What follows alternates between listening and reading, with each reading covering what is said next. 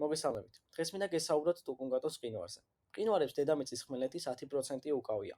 ისინი უზარმაზარ ბუნებრივ და ამავდროულად კლიმატის ცვლილებისადმი ყველაზე მეტად გრძნობიარე მტკნარი წყლის რეზერვუარებს წარმოადგენენ. სასმელი წყლის 2/3 მსოფლიოს სწორედ ისინი ამარაგებენ. კლიმატის ცვლილება და მყინვარების დნობა დიდ გავლენას ახდენს ტუკუნგატოს ცხოვრებ ადამიანებზე, რადგან მათი ცხოვრების წესი და ტრადიციული სამეურნეო საქმიანობა გარემო პირობებზეა დამოკიდებული. ნადირობა, თევზაობა, შემგროვებლობა და მეირმეობა აქ ცხოვრებთათვის საკვებისა და შემოსავლის ძირითადი წყაროა.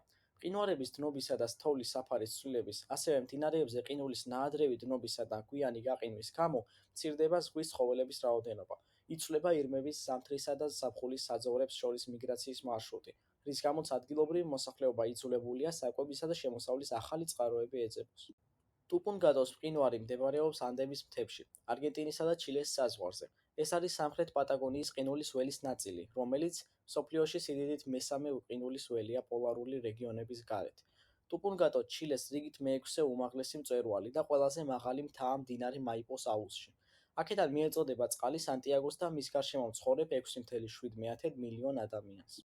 თუ კი გვექნება უკეთესი მონაცემები ტუკუნგატოს მსგავს მწვერვალებზე მოსული ნალექის შესახებ, მთავრობის წარმომადგენლებს ეცოდინებათ რა მოცულობის წყალი უნდა გამოყონ ამა თუ იმ წელს.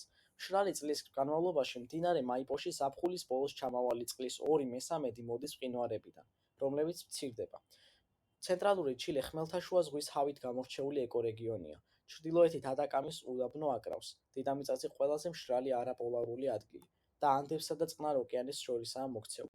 ჩილელები პერიოდულ მშრალ წლებს მიშვეულნი არიან. 2010-იც ასეთი წელი იყო, მაგრამ მას მოყვა 2011, 2012 და 2013 წლები, რომლებიც ასევე მცირე ნალექით გამოირჩეოდა.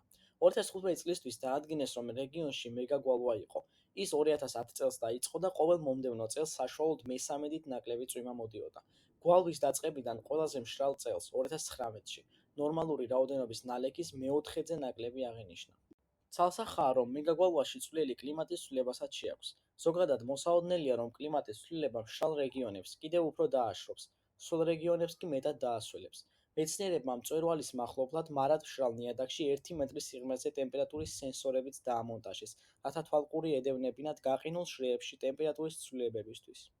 რთულია იმის დადგენა, თუ რა მოცულობის წყალია ჩილეს მთებში გამომწყდეული და როდის შეიძლება მიაღწიოს მან კრიტიკულად დაბალ ნიშნულს. მოკლე პერიოდში სითბო თოვლისა და ყინულის დნობას აჩქარებს, ჩნდება მეტი წყალი და ხანდახან წყალდიდობები. როდესაც ყინული უფრო სწრაფად დადნება, მყინვარები ბოლოს იმდენად დაპატარავდება, რომ მალე მათგან ბევრი აღარაფერი დარჩება. მეცნიერები ამ გარდამავალ ეტაპს პიკურ წყალს უწოდებენ, როდესაც წყლის მოკლევადიანი მოზღვავება გრძელვადიან დეფიციტში გადადის. ადგილობრივი წყალმომარაგების კომპანიები და მუნიციპალიტეტები სხვადასხვა ხერხს მიმართავენ, როგორიცაა მდინარე მაიპოს შენაკადების კაშხლით გადაღობა და სატვირთო მანქანებით სასმელი წყლის მიწოდება მათთვის, ვისაც ჭა ამოუშრა. კვლევის მიხედვით, გვალვა საუკუნის შუა წლებამდე გაგრძელდება და სანტიაგოში სასმელი წყლის მიწოდება ისე გართულდება, რომ ფერმერების სამყოფი აღარ დარჩება. დღეს მყინვარები უკან იხევენ, მაგრამ ყოველ წელს გვალვის პერიოდებშიც კი წყლის საკმარისი მოცულობა გვაქვს. თუ მყინვარი ბოლოს და ბოლოს საერთოდ გაქრება, როგორც მოსაოდნელია, მასთან ერთად გაუჩინარდება წყლის რეზერვიც. სანტიაგოს ჩრდილო-დასავლეთით კერძო კომპანია ფართო მოხმარებისთვის წყლის გასამტკნარებელ პირველ ქარხანას აშენებს, რომელსაც შეუძლია აწარმოოს წყალი დასალევად, სოფლის მეურნეობისა და სამთო საქმისთვის. ეს ასევე ერთ-ერთია იმ ბერკეტებიდან, რომლებიც ცენტრალური ჩილეს სანდო მტკნარი წყლით უზრუნველყოფას ისახავს მიზნად. მნიშვნელოვანია მყინვარების დნობის შეჩერება, რადგან მსოფლიოს მყინვარული საფარი არ გაქრეს. მყინვარების დნობას ხშირად მძიმე შედეგები მოსდევს. მყინვარული საფარის ფართობის ცვლილება გავლენას ახდენს როგორც გლობალურ, ისე ადგილობრივ კლიმატზე, ეკოსისტემასა და მოსახლეობის კეთილდღეობაზე. ყინულის და მყინვარების დნობა ზღვის დონის აწევას უწყობს ხელს, რაც ადამიანს შეუქმნის პრობლემებს. განსაკუთრებით განვითარებადი ქვეყნების მოსახლეობას დააზარალებს. მადლობა ყურადღებისთვის.